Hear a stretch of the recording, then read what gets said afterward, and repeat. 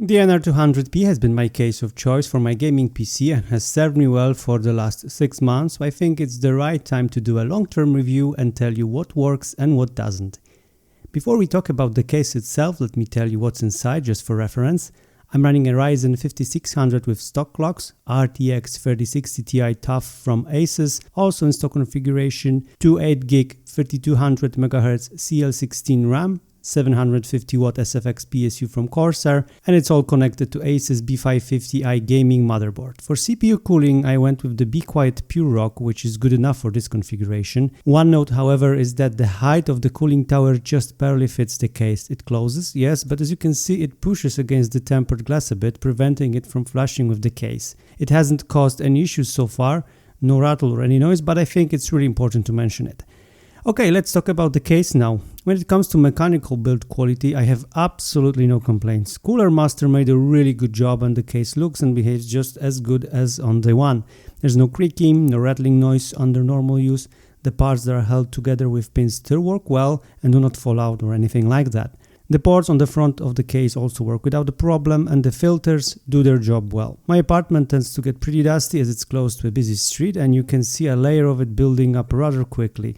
However, the inside of the case stays pretty clean and even after 6 months I don't see any excessive buildup of dust. The filters do a pretty decent job of stopping most particles and cleaning them every 3 or 4 months is enough and helps keep the inside clean as well. I haven't made any modifications to the original cooling configuration that comes as standard, so as you can see we have 2 coolers at the top which serve as outflow and they help cool air leave the case. The 2 intakes are the GPU, sucking the air from the bottom of the case, and the CPU cooler, which I did change a bit to what I originally had in mind.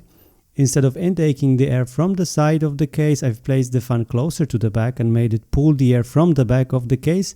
It has improved the overall temps of the CPU by around 3 to 5 degrees and also helps keep the case nice and quiet. I did this because the hot air leaves the GPU from the side and then would instantly get sucked in if the fan was on the other side, reducing the effective cooling on the CPU. And like I said, I think it works great because even during the last few days where temperatures outside reached 35 degrees Celsius and around 28 degrees inside, the CPU temperature was around 70-75 degrees Celsius when gaming, and I think that's a pretty good result. One thing I don't like about this case is, well, the limited size. Don't get me wrong, I love how small it is and how little space it takes on the desk, but since I change my GPUs for testing quite often and I don't have a dedicated test bench yet, it can become a bit of a challenge to keep the inside nice and tidy when it comes to cable management and be able to fit some of the bigger GPUs in there. The most challenging part is unplugging the card from the PCIe Express port and releasing the lock. You really need nimble fingers to be able to do it. But for most people, I don't think this will be an issue.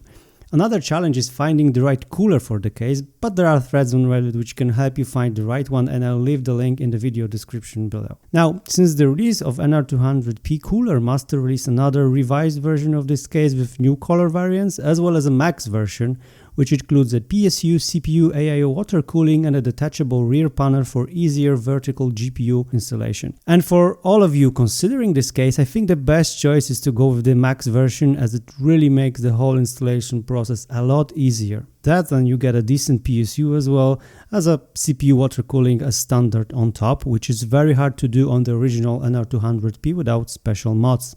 Unless you don't care about sacrificing the glass panel, then sure, you can just mount it on the included brackets. Overall, I'm really happy with how this case has served me so far and can easily recommend it to anyone looking for a nice and compact mini ITX case that's also quite friendly to beginners, especially that since the release, the price for the NR200P has gone as low as $80 to $90 while on sale.